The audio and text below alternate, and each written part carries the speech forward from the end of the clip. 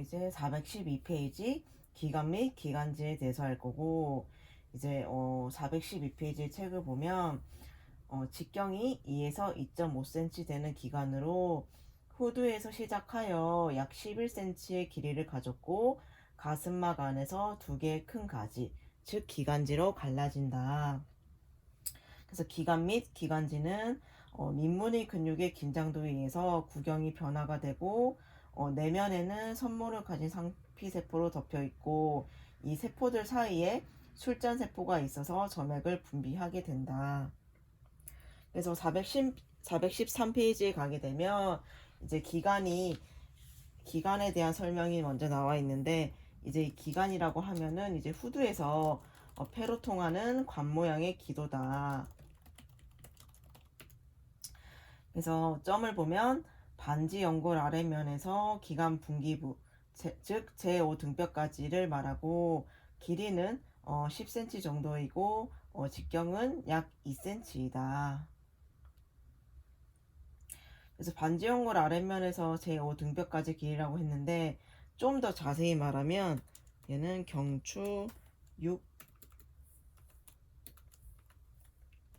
6번 또는 이제 경추 7번에서 시작을 해서 흉추 5번 높이에서 좌우 기관지로 갈라지게 된다.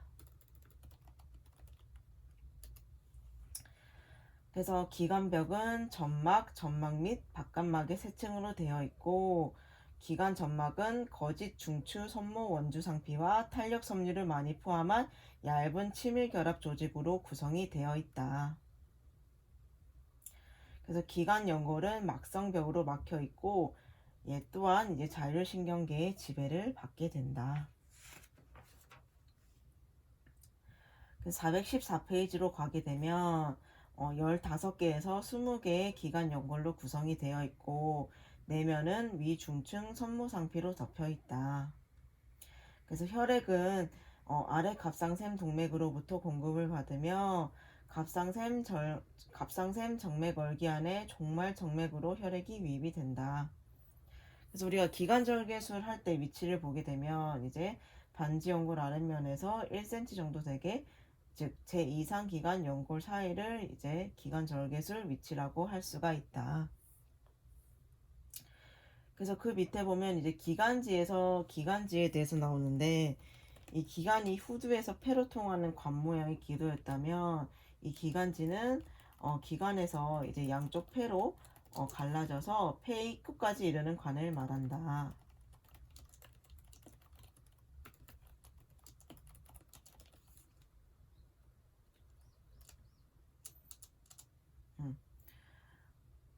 그래서 이 기관지의 역할은 얘들아 뭘 것 같니?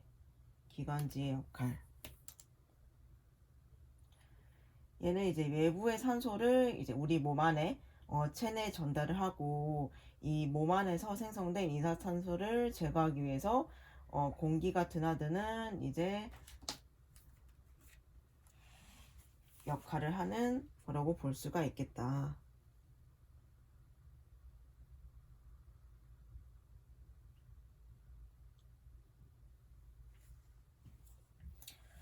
다시 말하면 이제 다시 외부의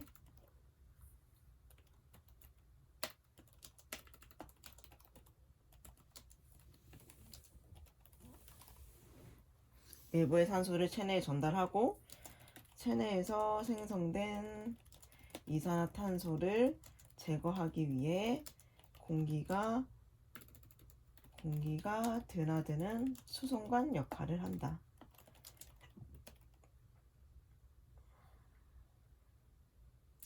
그리고 두 번째로 얘는 면역 작용에도 관여를 한다.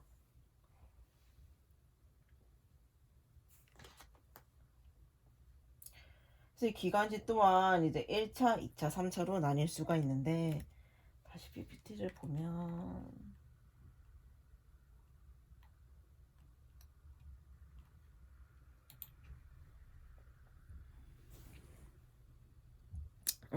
기관지는 이렇게 1차, 2차, 3차로 나뉠 수가 있지. 그래서 1차 기관지는 제5 등뼈 높이에서 이제 이분되는 허파의 바깥 부분으로 오른쪽 1차 기관지는 왼쪽보다 짧고 굵다. 그리고 거의 세로에 가깝게 되고 이 2차 기관지는 1차 기관지가 허파 속으로 들어와서 분지된 것으로 오른쪽 1차 기관지는 셋, 왼쪽 1차 기관지는 둘로 2차 기관지를 분지를 하게 된다.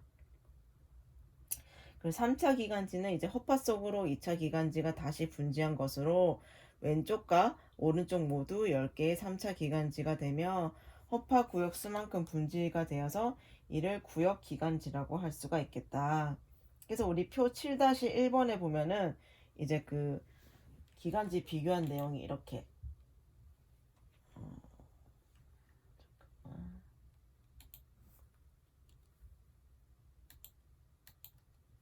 이렇게 나와 있지 얘들아. 좌기관지, 우기관지 해서 좌기관지를 보게 되면 얘가 가늘고 길고 약 5cm 정도가 되겠고,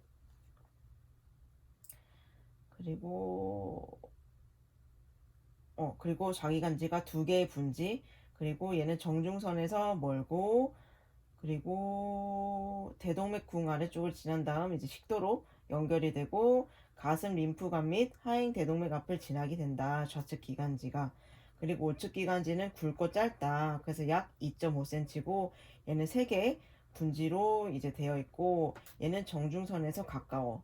그리고 상대 정맥의 뒤를 하회측으로 가서 이제 우측으로 가게 되고 폐문으로 가서 상엽으로 가느다란 가지를 내게 된다. 그래서 좌기관지랑 우기관지는 이제 헷갈리지 않고 이제 구분해서 이제 알고 있었으면 좋을 것 같아.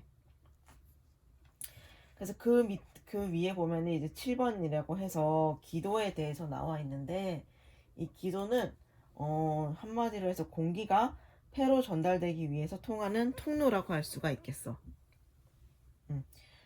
공기가 폐로 전달되기 위해서 통하는 통로이다.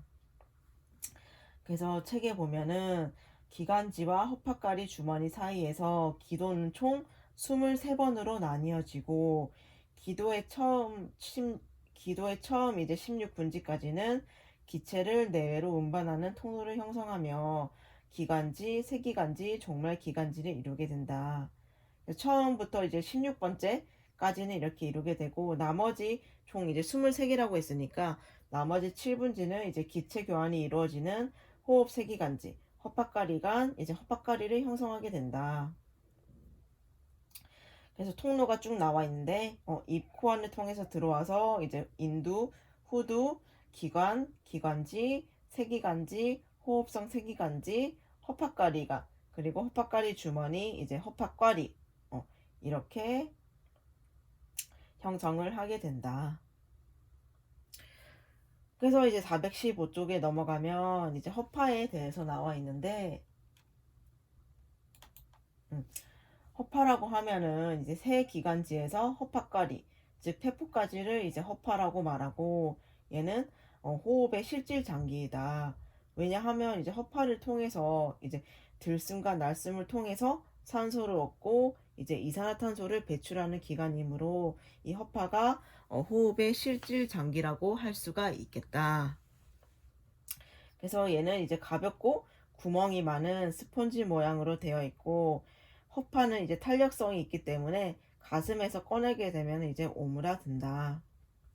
그리고 출생 시에는 이제 허파의 색깔이 밝은 연분홍색이지만 성인은 짙은 회색 반점이 있다. 그리고 이제 허파 바닥은 숨을 들이쉬게 되면은 이제 내려가는 거고 가슴막에 쌓여 가슴강 안에 있는 왼쪽과 오른쪽 한 쌍의 원추상 기관이다.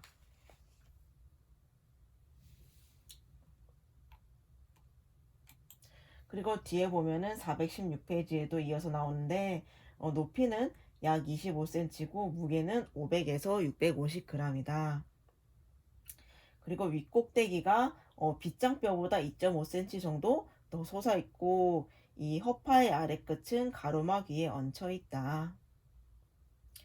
좀 전에도 말했듯이 이제 신생아는 다몽색이고 성인은 회백색인데 이것은 직업에 따라서 환경색에 따라서 차이가 있을 수 있다. 이 허파에는 이제 허파가리 즉 폐포가 있는데 약 3억 개 정도 된다고 해. 이 헛박가리 역할을 보면 이제 산소와 혈액 사이의 가스 교환을 담당하고 이 헛박가리에는 모세혈관이 많이 분포되어 있다. 이 헛파 또한 이제 왼쪽과 오른쪽으로 이제 구분을 할 수가 있는데 오른쪽은 이제 3개의 허파엽이 있고 왼쪽은 2개의 허파엽이 있어. 그래서 이 왼쪽과 오른쪽의 허파엽은 이 가슴막이라는 견고한 섬유막으로 쌓여 있다.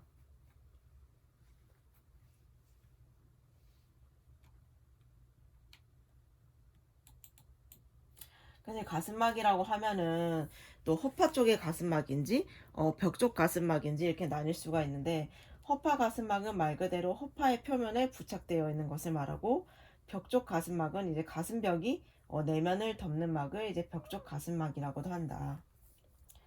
그리고 우리가 세로칸에 대해서도 많이 들어봤을 건데 이 세로칸은 이제 종격동이라고도 하지.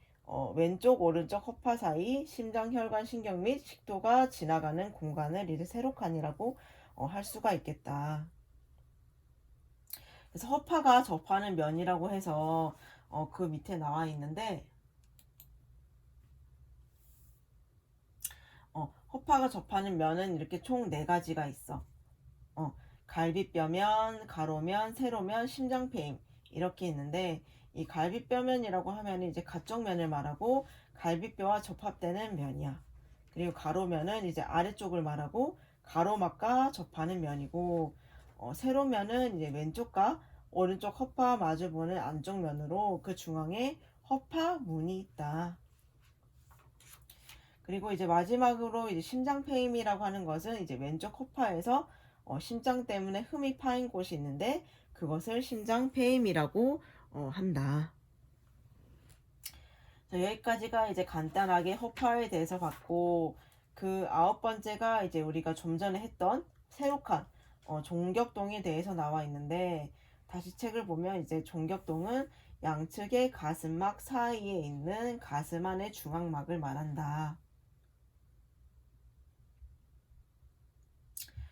그래서 이 가운데로 이제 심장 혈관, 신경 및 식도가 지나가는 공간이지.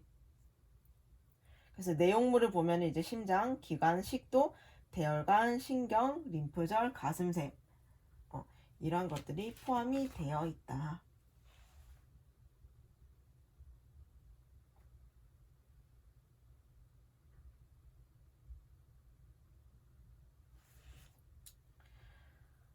그래서 여기까지가 우리가 간단하게 호흡계통의 구조에 대해서 봤고 그리고 그 419페이지에는 이제 호흡계통의 기능에 대해서 나와 있어. 그래서 호흡계통의 기능에 대해서 보면 이 호흡이란 이제 생체가 산소를 섭취하고 이산화탄소를 배출하는 과정을 말하는 거지. 간단하게 말해서. 그래서 이 호흡은 또한 이제 외호흡이랑 내호흡으로 나뉠 수가 있다.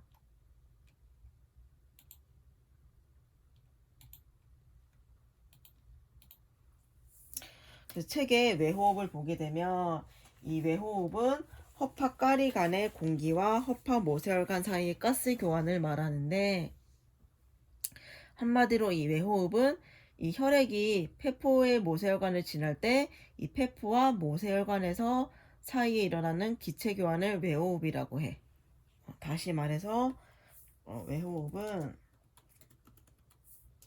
이 혈액이 폐포의 모세혈관을 지날 때 폐포와 모세혈관 사이에서 일어나는 기체 교환이다. 그래서 이 산소는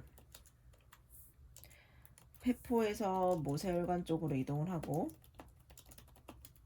이산화탄소는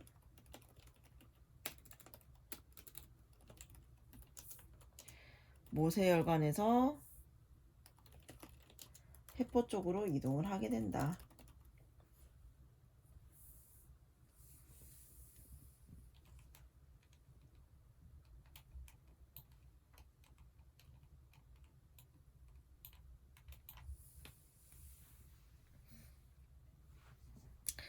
그렇다면 이제 내호흡이 있는데 내호흡은 이제 혈액과 조직세포 사이의 가스 교환이야. 외호흡은 이제 허파 그 외호흡은 이제 그 폐포와 모세혈관 사이에서 일어나는 기체 교환이었다면 이제 내호흡은 혈액과 조직세포 사이의 가스 교환이야. 그래서 다시 말해서 내호흡은 그 산소를 품은 혈액이 조직세포를 지날 때 모세혈관과 조직세포 사이에서 일어나는 기체 교환이다.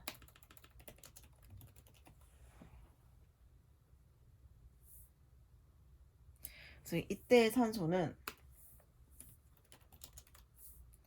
그 온몸의 모세혈관에서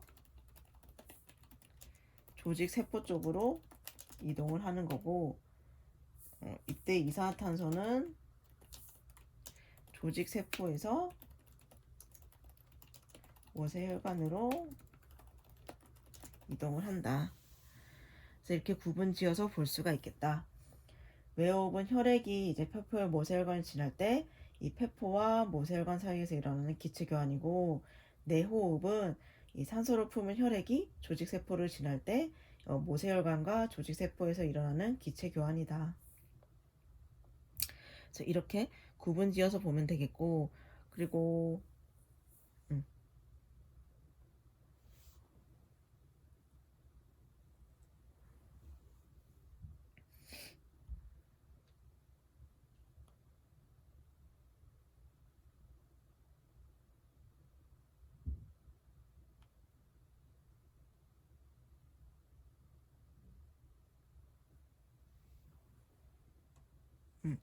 세 번째를 보면 부위별 기능이라고도 나와 있는데, 부위별 기능은 이제 기도 부위랑 이렇게 호흡 부위 이렇게 나누어져 있어.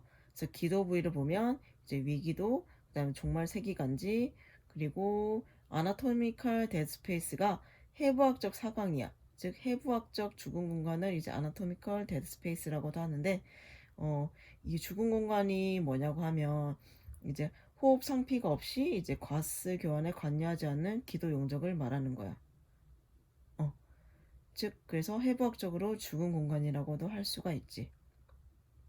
그래서 위기도, 종말 세기간지, 그리고 해부학적 사각, 즉 기체 교환은 일어나지 않고 단순한 공기의 통로로서 이 부위의 혈액 공급은 이제 기관지 동맥에서 받는다. 그리고 호흡 부위를 보면 호흡 세기간지, 허파까리, 그리고 통로의 벽에 허파까리 주머니가 나타나기 시작하므로 기체 교환이 가능하고 혈액 공급은 허파동맥에서 한다.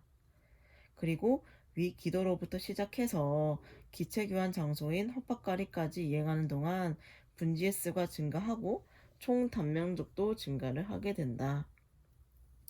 그래서 기도 부위는 즉 호흡이 일어나지 않는 거야. 그래서 기체 교환은 일어나지 않고 단순한 공기의 통로라고 되어 있는 거고, 이 호흡 부위는 이제 직접적으로 이제 기체 교환, 즉 호흡에 관여하는 부위라고 할 수가 있겠어. 그래서 호흡 계통은 이렇게 나뉘어져 있다. 그래서 오늘은 이제 여기까지 해야 될 것 같고, 다음부터 이제 419페이지 기관별 기능을 해서 호흡 단계, 호흡 운동, 그래서 가스 교환이랑 해서 이제 병태 생리까지 해서 이제 호흡 계통이 끝날 것 같고, 이것이 끝나면 이제 신경 파트 진도를 나갈 것 같아. 그래서 시험 범위는 이제 총대를 통해서 전해줬고, 혹시 시험에 관련해서 궁금한 게 있으면 이제 개인적으로 물어보면 될 것 같고, 우리가 다음 주 목요일 시험이지, 목요일 해서 11시부터 시험이니 이제 늦지 않고 오면 될 것 같아. 그래서 오늘의 강의는 여기까지고, 우리는 다음 주 목요일 날 보도록 할게.